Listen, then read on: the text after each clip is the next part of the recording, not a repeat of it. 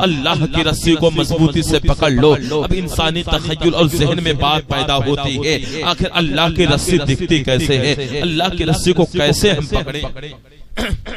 بات آ رہی نا ذہن میں, اللہ کی رسی کو کیسے پکڑیں اور اللہ کی رسی ہے کہاں, اللہ کی رسی دکھتی کیسے ہے, اللہ کی رسی کو پکڑا کیسے جائے؟ تو آئیے میں آپ کو بتاؤں, میں پوچھتا ہوں اے قرآن ذرا تو بتا یہ اللہ کی رسی ہے کیا؟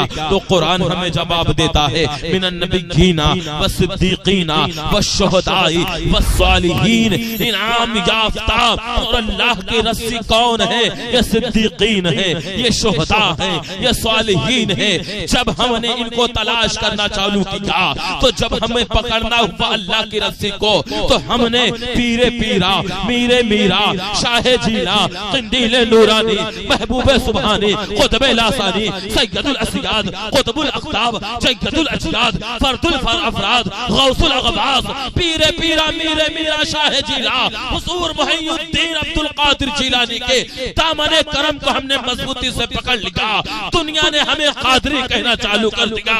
ہم نے ہند کے سلطان حضور معین الدین حسن کو سچا پایا, ان کے دامن کرم سے وابستہ ہوئے. ہم یہ سمجھ کر ان کا دامن پکڑے ہیں کہ اللہ کی رسی کو یہ لوگ پکڑنے والے ہیں, ان کے دامن کرم سے وابستہ ہو کے ہمارے ایمان و عقیدے سلامت ہو جائیں گے. ہم نے ہندوستان کی سرزمین پر سلطان الشہداء فی الہند حضور سید سالار کو پایا, ہم نے ان کے دامن کو پکڑ لیا ہے. ہم نے حضور امام احمد رضا قدس سرہ النورانی کو پایا, ہم ان کے دامن کرم سے وابستہ ہو گئے. اور میرے ملت کے نوجوانوں یاد رکھنا, بروز محشر جب نفسی نفسی کا عالم ہوگا, کوئی کسی کا پرسان حال نہیں ہوگا, لوگ ادھر ادھر بھاگ رہے ہوں گے, تو اللہ قرآن میں ارشاد فرماتا ہے کہ یوم ندعو کل اناس بامامہم, ہر قوم کو اس کے امام کے ساتھ بلایا جائے گا, اس کے قائد کے ساتھ بلایا جائے گا, اس کے رہبر کے ساتھ بلایا جائے گا, اس کے مرشد کے ساتھ بلایا جائے گا.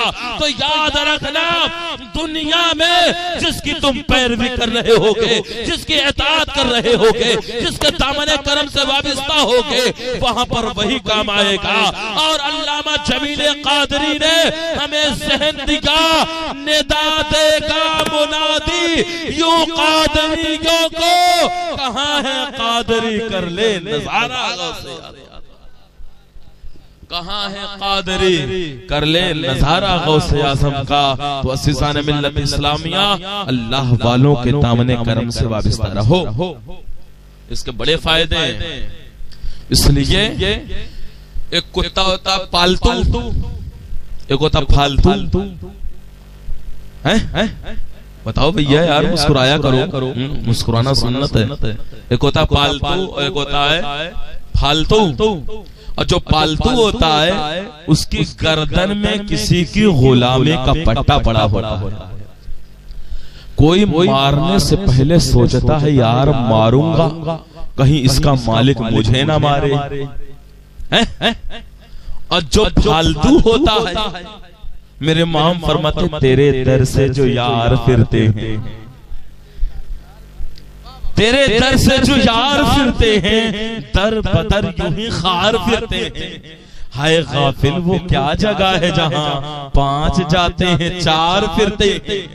اور میں اس گلی کا گدھا ہوں جس میں مانگتے تاجدار پھرتے ہیں, مانگتے تاجدار پھرتے ہیں. تو اللہ کا کرم ہے کہ ہمارے ہاتھوں میں غوث پاک کا دامن ہے. اللہ کا کرم ہے ہمارے دامن میں, ہمارے ہاتھ میں حضور معین الدین حسن کا دامن ہے. اللہ کا کرم ہے ہمارے ہاتھ میں بریلی کے تاجدار عاشق مصطفیٰ امام احمد رضا کا دامن ہے. تو جو اللہ کے ولیوں سے وابستہ ہے ان کے تعلق سے میرے امام نے کہا تھا, او لوگوں یاد رکھنا, او لوگوں یاد رکھنا جو رسول اللہ کے غلاموں کے دامن کرم سے وابستہ ہوتے ہیں انہیں پریشان ہونے کی ضرورت نہیں ہے, بلکہ بروز محشر جب لوگ ادھر ادھر بھاگ رہے ہوں گے اس دن کا معاملہ تو یہ ہوگا, ڈھونڈا ہی کرے صدر قیامت سپاہی وہ کس کو ملے جو تیرے دامن میں. ایک اللہ کا ولی ہے, انہیں دنیا شیخ بارکی کہتی ہے. کیا کہتی ہے؟ بولو بھیا, شیخ بارقی یہ حضور غوث پاک کی بارگاہ میں 20 سال رہے. کتنا 20 سال رہ کے کیا کیا ہے پتہ ہے؟ غوث پاک کے جو غلام آتے تھے انہیں کنویں سے پانی بھر بھر کے لا کے پلایا کرتے تھے. بھئی محتاجدار صاحب اپنا گاؤں چھوڑ کے آپ کے گاؤں میں آئے ہیں دین کا کام کرنے کے لیے، تو مجھے بتائیے آپ جو ان کے ساتھ کام کرے گا، جو ان کا ساتھ دے گا، جو شانہ سے شانہ ملا کے کھڑا ہوگا، کیا اللہ اس کو اجر نہیں دے گا؟ دے گا نا. تو شیخ بارقی ہے، وہ 20 سال غوث پاک کی مقدس بارگاہ میں رہ کے ان کے غلاموں کو پانی پلایا ہے. ایک دل میں بات پیدا ہوئی، ایک دل میں سوچا کہ یار 20 سال ہو گئے پانی پلاتے پلاتے، پتہ نہیں کوئی جانتا بھی ہے کہ نہیں جانتا. 20 سال ہو گئے، پتہ نہیں کوئی جانتا ہے کہ نہیں جانتا. غوث پاک کی بارگاہ میں گئے، کہا اے میرے مرشد غوث پاک، دل میرا یہ چاہتا ہے، 20 سال آپ کے ہاں خدمت کیا ہوں، اب دل چاہتا ہے کہ میں چلا جاؤں مکہ المکرمہ، وہاں پر رسول اللہ کے غلاموں کو آب زمزم پلاؤں. بڑا دن پانی یہاں پلایا، اب جاؤں وہاں 20 سال یہاں کام کیا، اب جاؤں رسول اللہ کے غلاموں کو آب زمزم پلاؤں. غوث پاک فرماتے جانا چاہے تھے، کہا ہاں جاؤ، چلے جاؤ. اب یہ صاحب جانے لگے. تو جب کوئی نیک بندہ حج وغیرہ کو جاتا ہے نیک کام کے لیے، تو لوگ سوچتے ہیں یار ان کے ساتھ جائیں گے، ان کے صدقے میں اپنا بھی بیڑا پار ہو جائے گا، ان کے ساتھ میں بھی ہو لیتا ہوں. ایک صاحب کہے شیخ بارقی کہاں جا رہے ہو؟ کہا یار میں جا رہا ہوں حج کرنے اور وہیں رکوں گا اور حضور کے غلاموں کو پانی پلاؤں گا. کہا اچھا ایسی بات ہے؟ ہاں. کہا ایسا میں بھی چلوں گا. شیخ بارقی کے ساتھی نے کہا میں بھی چلوں گا. چلو. اب شیخ بارقی اور ان کے ساتھی دونوں لوگ جانے لگے، اور زیادہ راستے میں کھانے پینے کے لیے کوئی چیز تھی نہیں. سفر کرتے کرتے جب شام ہو گئی، تھکان سے چور چور ہوئے، شدت بھوک نے تڑپایا. شیخ بارقی نے اپنے ساتھی سے کہا یار بھوک بڑی شدت کی لگی ہے، کھانے کا انتظام کرتا نا، کھانے کا انتظام کر دے، بڑا اچھا ہوتا تو کھانے کا انتظام کر دیتا. تو شیخ بارقی کے ساتھی نے کہا ایسی بات ہے؟ کہا ہاں. کہا جاؤ ہاتھ دھل کر کے آؤ، ابھی کھانے کا انتظام کر دیتا ہوں. کیا جاؤ ہاتھ دھل کے آؤ، ابھی کھانے کا انتظام کر دیتا ہوں. وہ صاحب گئے ہاتھ دھلنے، بندہ دسترخوان بچھایا، بچھانے کے بعد دونوں ہاتھ دعا کے لیے اٹھائے ہیں، کچھ پڑھا ہے، اللہ نے ایک شخص کا کھانا عطا فرما دیا. آپ کی زبان میں کہوں تو ایک ٹفن کھانا اللہ نے غیب سے عطا کر دیا. اب انسانی ذہن میں سوال پیدا ہوگا، ہمارا ڈبل 12 دو پیر کے جانور، وہ سوچیں گے کیسے ہوئی سکتا ہے؟ کہوں آسمان سے کھانا آئے جائے بغیر پکائے، یہ کیسے ہو سکتا ہے؟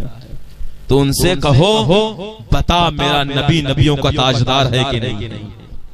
بتا یہ امت تمام امتوں کی تاجدار ہے کہ نہیں ہے؟ اگر ہے تو سن، جب بنی اسرائیلیوں کے لیے من و سلوہ نازل ہو سکتا ہے تو رسول اللہ کی امت کے لیے غیب سے کھانا کیوں نہیں آ سکتا؟ رسول اللہ کی امت کے لیے غیب سے کھانا کیوں نہیں آ سکتا ہے؟ تو وہ لاجواب ہو جائے گا. تو ایک آدمی کا کھانا آیا، اب یہ اوپر سے نیچے اس کو دیکھ رہے یار یہ تو بڑا پہنچا ہوا آدمی، کہ یار ایسی دعا کہ کھانا آ گیا. پھر دونوں مل کر کے کھائے.